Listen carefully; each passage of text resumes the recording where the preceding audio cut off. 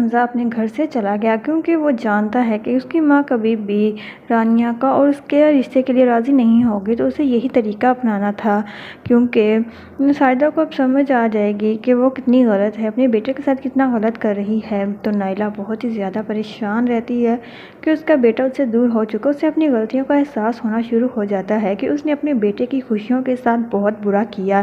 पहले तो उस सना के साथ उसकी शादी होगी जिसके साथ वो एक दिन भी खुश नहीं रहा, और जब वो रानिया के साथ अब शादी करना चाहता था तो उसकी माँ उसके साथ शादी नहीं होने दे रही थी।